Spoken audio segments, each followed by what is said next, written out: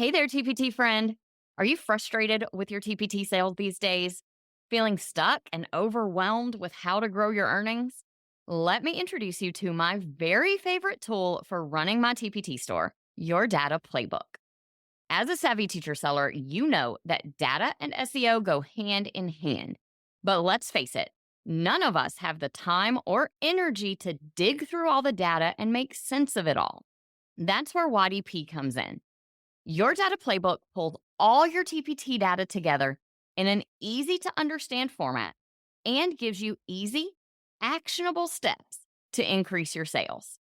I'm not one to promote things I don't really believe in, so you can trust when I say YDP is the real deal. It's my not so secret weapon for keeping my TPT store earnings up, even though I am spending very little time on it. And that's really why I am so excited to share YDP with you. When you join YDP with my affiliate link now through May 7th, I'll invite you to an exclusive group coaching session where I'll walk you through all of the tools and my processes for using them to grow my business and increase my sales. Don't miss this opportunity to take advantage of this amazing tool for your TPT business. You can learn more and become a member at kristendoyle.co/YDP. Hey, TPT sellers, ready to see growth in your business? You're in the right place. Welcome to the Savvy Teacher Seller. I'm Kristen Doyle, and I'm here to give you no-fluff tools and strategies that will really make an impact on your sales. Let's get started, y'all. Hey, y'all, and welcome to this episode of the Savvy Teacher Seller. I'm your host, Kristen Doyle, and today I am talking a little more about websites. After 12 years, I think now as a TPT seller and 9 years as a web designer, I have seen enough websites to know what works and what doesn't. So today we are diving into the top 5 homepage mistakes that I see on websites all the time and how you can easily fix them to make sure that your website stands out and makes better connections with your audience. Mistake number 1 is not having a clear goal for your homepage. You ever land on a website and you just feel sort of lost? You're not sure who they are or what they offer or what they want you to do from the homepage? The main goal of any homepage is actually to get people to click off of it. Notice I didn't say click away from your website. We're not trying to send them somewhere else. But we do want to move people beyond your homepage and onto something else of yours that is deeper in the website. Maybe it's a blog post or the thank you page for an opt-in that they've signed up on, or your storefront if they're looking for certain products, or maybe you're a service provider and it's that work with me page. When you look at your homepage and you think about the goal, the purpose of that homepage, take a minute to identify the one action that you most want visitors to take. And be sure that you are highlighting that with a clear call to action right up front and center. Imagine that you're guiding a friend through your website. Focus on those things that are most important. Make sure you're letting them know on that website homepage why this is important or what's important for them to understand. And be sure you've got a clear call to action. That means a button with a link above the fold for whatever you've decided is that one main goal. And when I say above the fold, I mean before people start scrolling down the page. Make sure you have something clear and obvious up front on your website. Mistake number 2 is a little something called information overload. And we do it all the time. It's so tempting to want to throw everything that we do at people the minute they land on our website, because we've gotten them to our website and we want to know that we offer all these different things for all these different people. But ultimately, a cluttered homepage feels a little bit like a Cheesecake Factory menu. You know how long those menus are and how overwhelming it can be trying to choose what you're going to eat when you have what seems like a million options. It is, like I said, so tempting to want to put everything on there, but that just leads to decision paralysis. There are statistics all over the place about user experience on websites that say the more options we give people, the less likely they are to do anything at all. Now, I would never call anyone out or share which websites I've seen this on, but I have gone to some websites lately and counted 50, 60, 80 different unique links that people could click on the homepage. It's too much. It's too many things being thrown at people. And unless we are talking about maybe a storefront page where they've got lots of products or something, if it's your homepage, you really need to be simplifying and choosing those most important elements to feature right there on the homepage.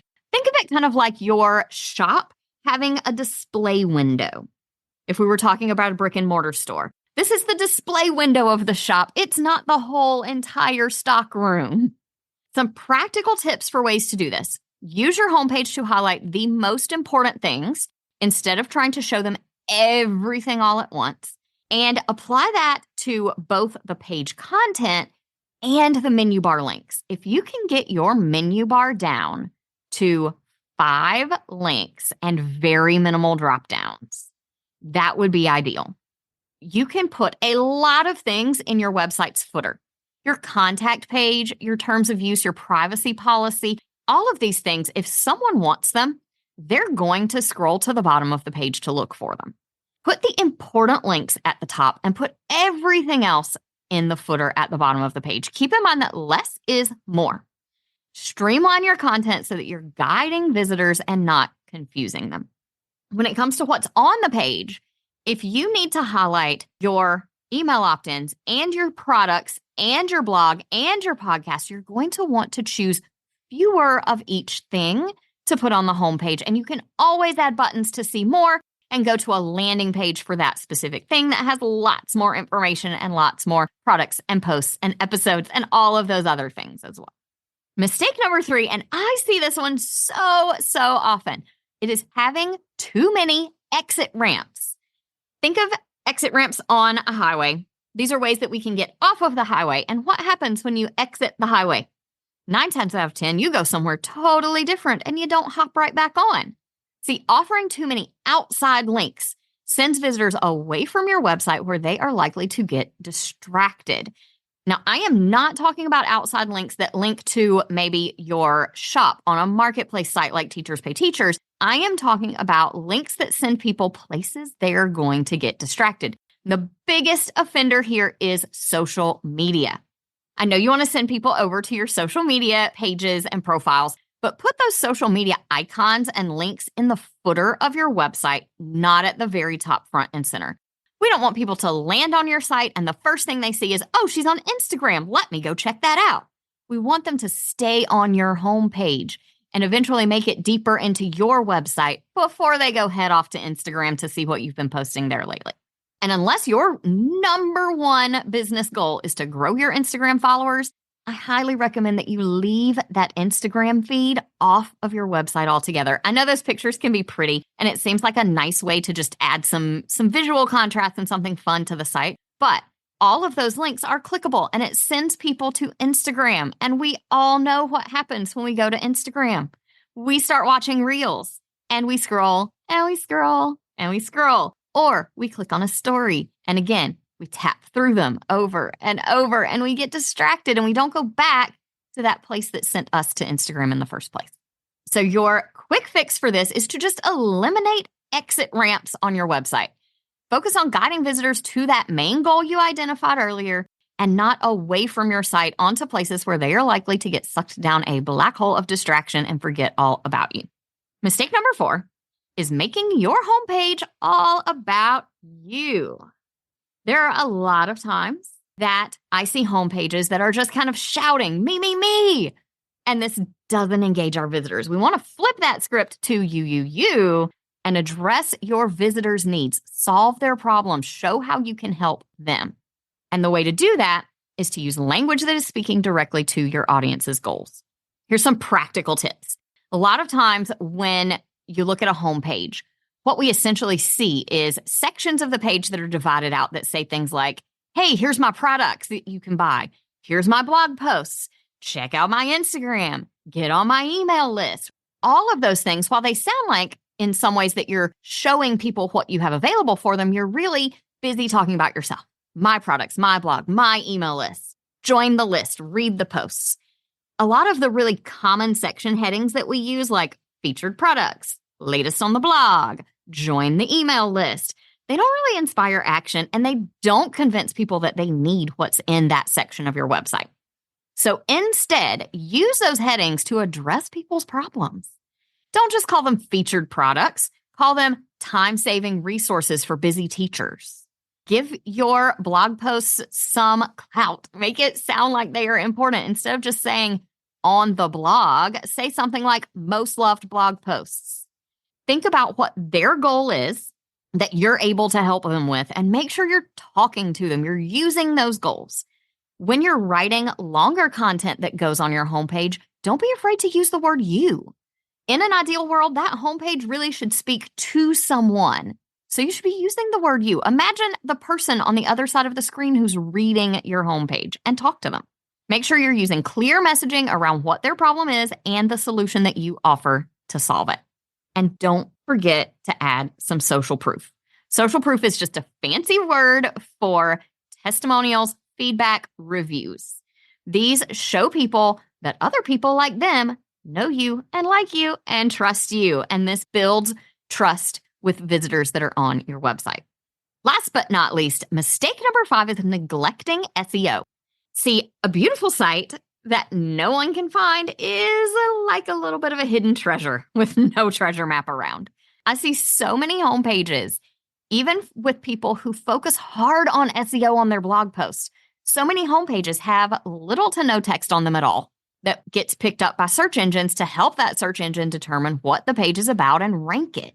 So make sure that you are putting content on your homepage. You need text on the page.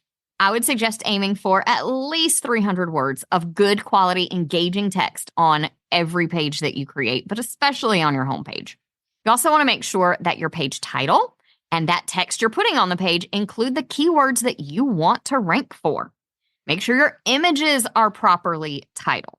And always think like your audience. What are they searching for? Make sure you're using those words in the copy that's on your page. One thing a lot of WordPress users forget about is that the same plugin that you're using to optimize your blog posts for SEO, whether it's Rank Math or something else, that same plugin can be used to optimize every page on your site. So use it to optimize your homepage as well. So let's talk about implementation a little bit. I know I just gave you a lot of things to fix on your website, but that does not mean that you need a total overhaul on the site. You can make some small tweaks following the tips that I gave you to make a huge difference.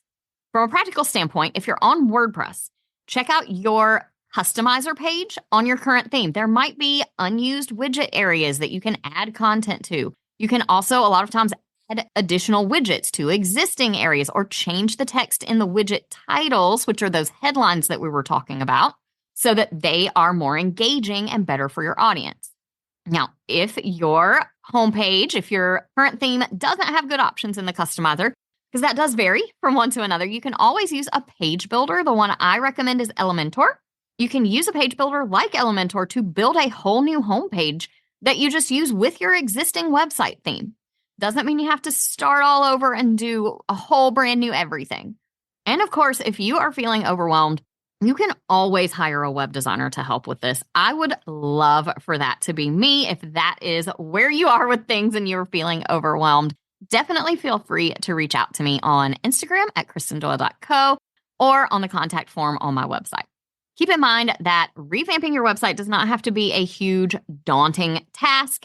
You can focus on these quick fixes to make a really big impact in the way that your homepage connects with your visitors and converts. Thank you so much for listening to today's episode. If you loved this episode and got a lot out of it, definitely share it with a fellow teacher seller who would love to hear some tips for their website as well. Talk to you soon, friends. I hope you enjoyed today's episode. If you did, please share it with another teacher seller who would also find it helpful. For more resources on growing your TPT business, head to kristendoyle.co/TPT. Talk to you soon.